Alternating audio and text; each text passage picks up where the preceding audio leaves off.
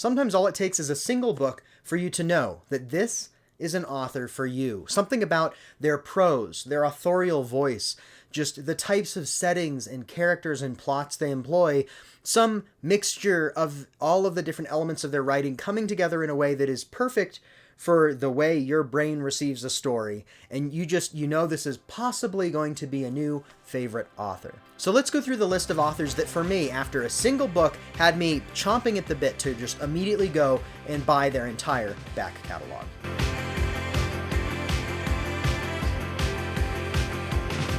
Now, I want to preface this with a couple of things. First of all, this is not a comprehensive list. There are actually a lot of authors where I really like their first book and they get added to the list in some way, shape, or form. So I'll probably make another part to this in the future.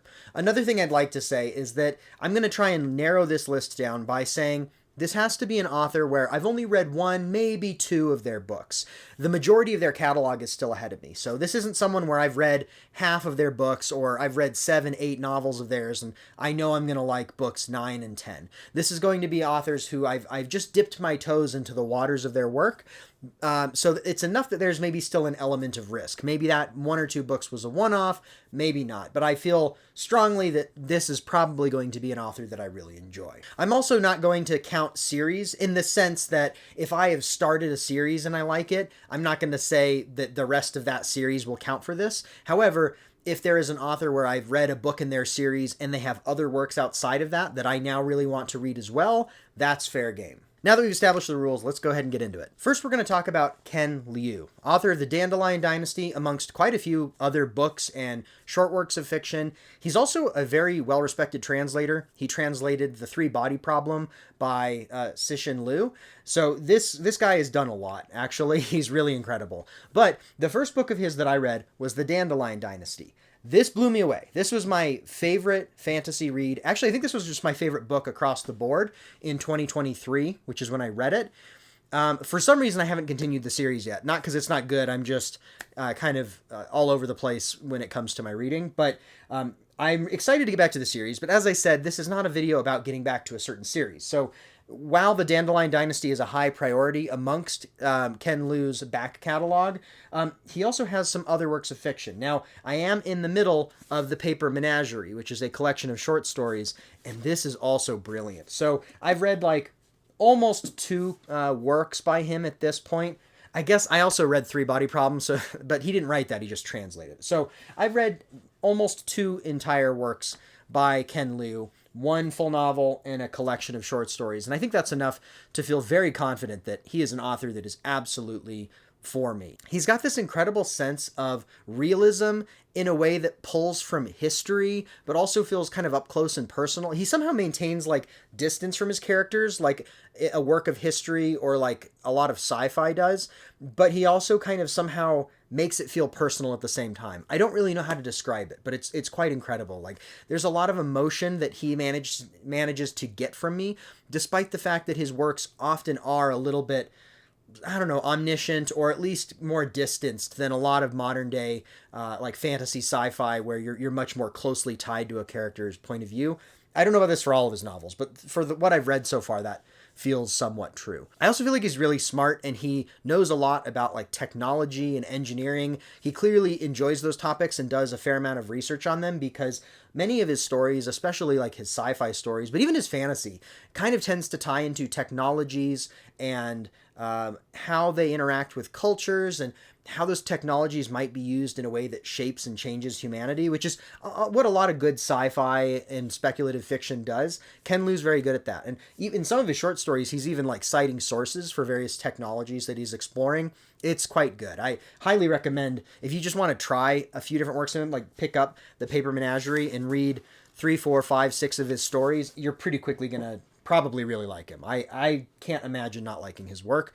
Not to say everyone does, but I think it's quite good. That being said, obviously I need to finish the Dandelion Dynasty. He has a new sci-fi novel that just came out a month or 2 ago called All That We See or Seem, which I think is like a near future sci-fi dystopia AI detective novel where like AI is more integrated into humanity and the detective is maybe using AI, or I don't exactly know the premise. I just know Those are some of the elements, and it's Ken Liu, so I'm down. He's an incredible storyteller. He is great at sci-fi. He's great at fantasy. He's great with historical elements, great with technology.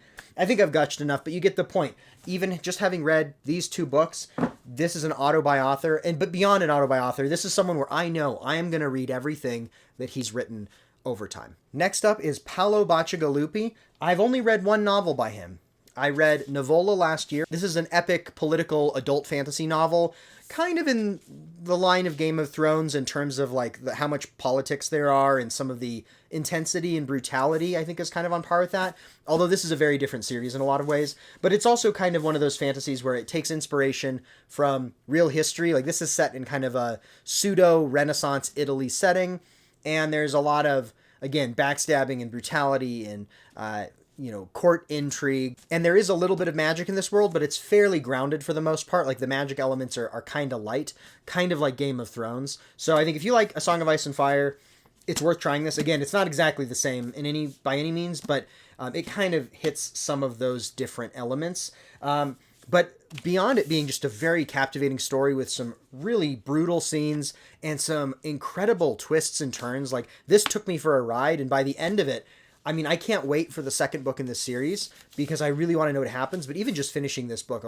I was breathless at the end of it. It was that good. And his prose is also really good. Bacigalupi is a very talented craftsman with his prose, which is something I personally appreciate quite a bit. I'm not a snob in the sense that I won't read anything if the prose is kind of like average or even a little below average. However, I do like good prose. And so I think he is good with his pen. So I picked up The Wind-Up Girl, which is another book I've heard very good things about. I think this is kind of a dystopia, not post-apocalyptic. I think it's more dystopia novel. Like kind of gives steampunk vibes a little bit based off the cover. I don't really know actually much about it. I just know I'm going to read more by him. I want to read The Wind-Up Girl. There's another book, The Water Knife, or something about a knife. He has another book that I've had recommended to me, and eventually I'll pick that up and try that as well. And I can't remember if he has any books beyond that, but I do know that he is one of those authors now where I am going to go and pick up whatever he releases and hopefully read it as soon as I can because I think he is quite talented. So if you haven't read Paolo Bacigalupi, I highly recommend it. And I think he's definitely underrated, especially Nivola. I don't really hear this talked about ever, and I think it's very, very good. Susanna Clarke is another author who all I've read is this one book. It's not even that long of a book, Piranesi, which is a popular book across BookTube and BookTalk in my experience, and rightly so. This is, first of all, going back to how I like good prose, Susanna Clarke has beautiful prose. She's very immersive in her storytelling. This is about a man named Piranesi who lives in a weird, giant, labyrinthine house full of columns and pillars, and like the ocean comes into the house at times. It's very weird. And I can't say anything more because that's kind of the point of this book, is you go into it not understanding everything, and you're painted this beautiful picture, and you sit with this man, Piranesi, and just kind of live life with him and slowly start to unravel who he is, the world he lives in, what's going on. And you do find out by the end more of what is the situation with all of this. But it's so good. I highly recommend it. This was one of my favorite reads of, I think I read this in 2020, 2021. This was one of my favorites. So this was great. I've heard good things about Jonathan Strange and Mr. Norrell. I plan to read this eventually too. This is long, so I haven't gotten around to prioritizing it, but I suspect I will enjoy it. But yeah, her writing was so capably done in Piranesi that I just know she's one of those authors I can trust to deliver an engaging, beautiful story. And so I'm here for it. I will eventually read Jonathan Strange and Mr. Norrell. And she has a new short book that just came out, I think last year, and I'm forgetting the name of it. That I'll get around to at some point. And just, I don't know if she plans to release anything else. I think there was quite a gap between some of her books. I think she's one of those authors that takes her time, which, that's fine. If she's going to deliver masterpieces, I'm totally okay with that. So yeah, Susanna Clarke, incredible. I love the book of hers I've read, and I can just tell that she's someone I'm going to be reading a lot of. Octavia Butler is another master of speculative fiction. I have only read 2 of her books. I read Parable of the Sower 4 or 5 years ago. Loved it. This is an incredible work of dystopian, near-future dystopian fiction that in some ways feels a bit too realistic for where we're at with some things, but also just is fascinating in her exploration of what can happen with humanity amidst various crises, climate crises, economic and social unrest crises, and what can happen with humans creating movements and kind of starting anew in some ways. This is brilliant. I loved it. I want to reread it and read the second one, Parable of the Talents, because I never read the second one. But this is great. And then this year I read Kindred. This is about a young black woman who lives in California in the 1970s, but somehow magically gets transported back in time to the antebellum era in Maryland onto a plantation. And she meets this boy named Rufus, who she ends up having to save, and kind of becomes his guardian angel in a way. And she keeps getting transported back and forth between her period of time and the antebellum era. And she comes to realize that this is like her great, great, great, whatever grandfather. And she has to ensure his survival as the son of the plantation owner to ensure that she is born in the future. And so it puts her in this really weird predicament, in this awful situation that is thrilling and terrifying and makes you think a lot as well. This is one of those books that I read it in like 2 days. I could not put it down. She has a few other novels as well. Fledgling is one of them. I found this at a secondhand bookstore, and it's beautiful. So I bought this. I don't really know what that one's about. And I think there's a couple other books she wrote before she passed, all of which I plan to get to. I think she's brilliant. So if you haven't read Octavia Butler, I think either Kindred or Parable of the Sower are good starting points. This is standalone, so I might recommend this actually as a starting point, but both of these are just top tier. Christopher Buehlman is the author of The Black Tongue Thief.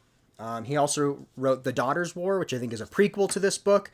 And he wrote a dark fantasy horror called Between Two Fires. And I think he's written a couple of other horror pieces as well. I've only read Black Tongue Thief, and I had a blast with it. I thought it was great. Now, this is one of those interesting times where this is not an all-time favorite fantasy novel for me. And yet, something about Buehlman's writing really stuck with me. Like, I think he's funny. I think he's clever. I think the way he writes characters is pretty interesting. His world building is kind of crazy, but like a lot of fun. And I've heard good things about his other works too, which helps. But this is one of those books where I got a ways into it and I was like, yeah, this is an author I vibe with. And I don't know, again, this is not an all-timer for me, even though I enjoyed it a lot. But I have the sense that I'm going to like his other books too, and that he'll be an author that I find myself returning to. And so that's always another interesting thing about this is sometimes there's a book that's an all-time book, but I wouldn't say that the author is like one of my all-time authors, if that makes any sense. And I think this is kind of one of those situations where this might not be an all-time situation, but some authors are just consistently good and fun and they click for you. And I think that's going to be Buehlman. Next is Kazuo Ishiguro. He is a Nobel Prize winning author, so people know about this guy, I assume. Everybody, I think, has heard of Never Let Me Go. There's a movie that they made with Andrew Garfield. This is a pretty well-known story. This is the only book of his that I read. I read this a year or two ago, and I loved it. I thought Never Let Me Go was great. It's beautiful and heartbreaking and poignant. I'm actually surprised. I've talked about this a couple of times over on my TikTok and my Instagram, and I'm always surprised how divisive this book ends up being. Like, I read it and I was like, that's brilliant. And I get a lot of comments every time I talk about this of people who absolutely hated it, whether because they thought it was too sad or too boring or pointless or whatever they said. I couldn't disagree more. This is a story about a group of young people who go to kind of a mysterious school. They grow up at this school, and this is not a school for normal children. I can't say too much because there's a little bit of a spoiler element, but in short, they have a very unique life circumstance that forces them to be at this special school, and they have to come to terms with things that normal kids maybe don't. But this also kind of makes you think just as a person about what it means to be human and what it means to accept circumstances that are beyond your control and kind of the inevitability of things that will happen and come in your life that you can't control and that will eventually happen.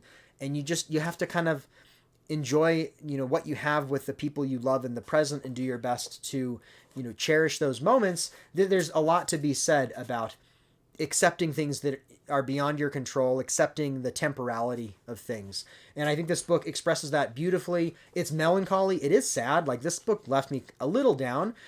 But there is a hopefulness in the sense of the human spirit and how beautiful it is that I think carries through. And I just loved it. Ishiguro's style is very simple. Like, he has really good prose. He writes beautifully, but in a simple way. And actually, I'm coming to really appreciate that. Like, there are some prose smiths like Mervyn Peake where their sentences are just insane, but amazing. And I love that too.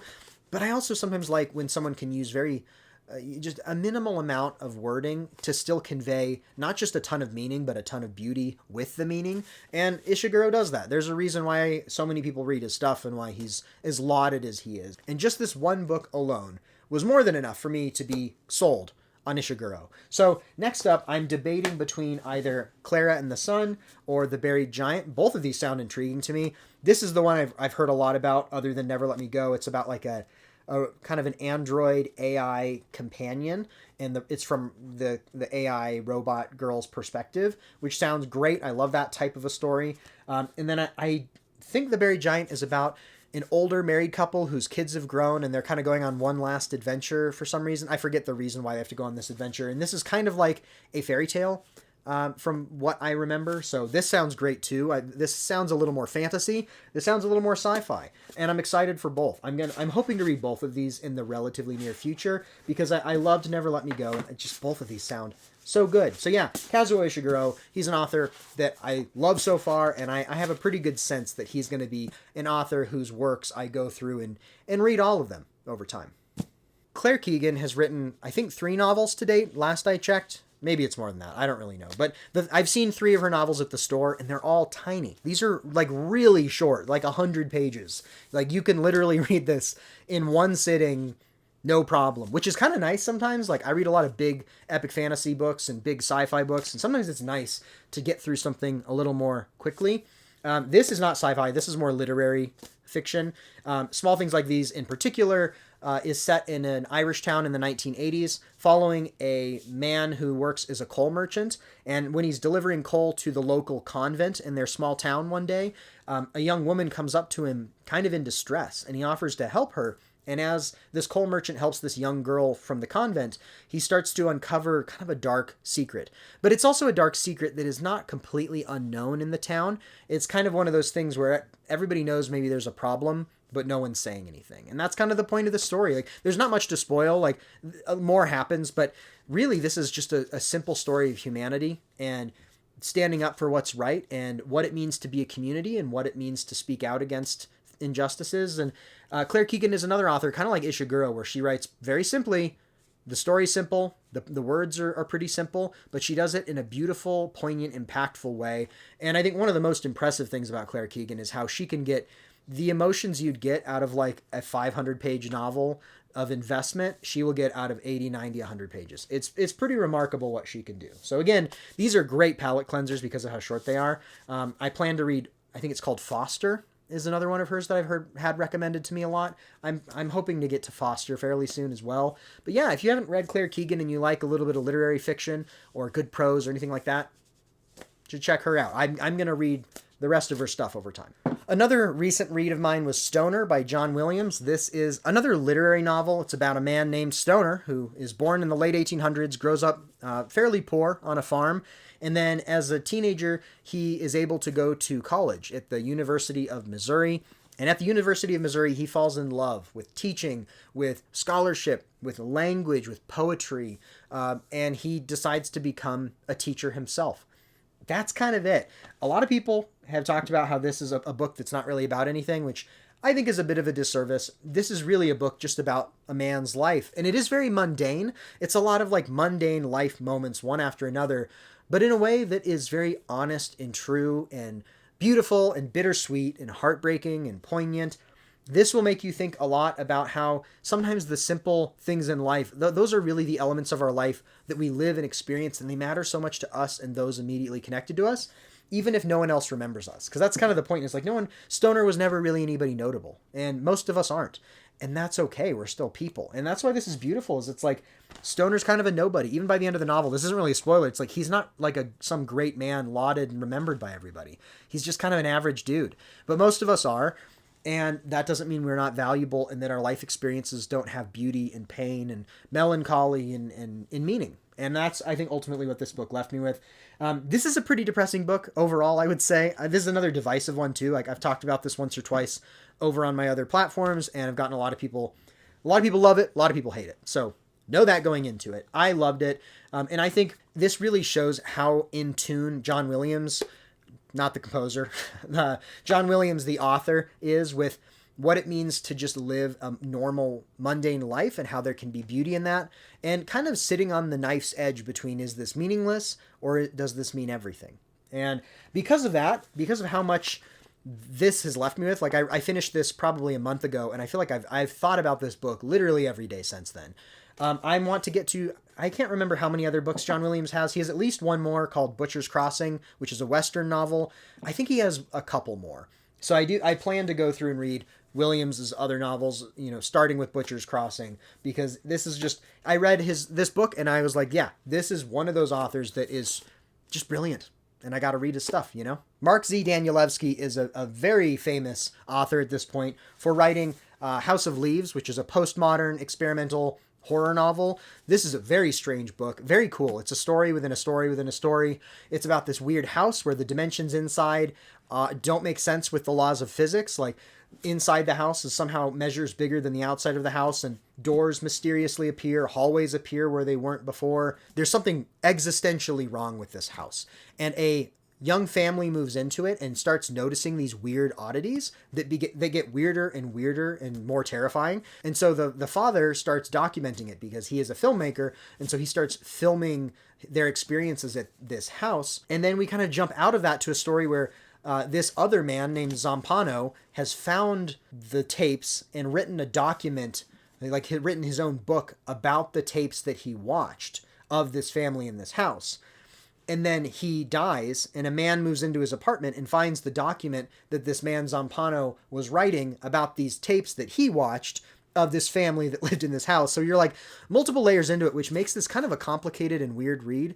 And there's also a lot of experimental stuff with like the formatting of the book. It's one of those books where it's like it takes you on a journey, and it uses the physicality of the book is part of the mechanism for storytelling. Really interesting. However, I'm going on too long about this. This is the book I've read by him. He has a new book, Tom's Crossing, that just came out. This is a Western horror novel, I believe.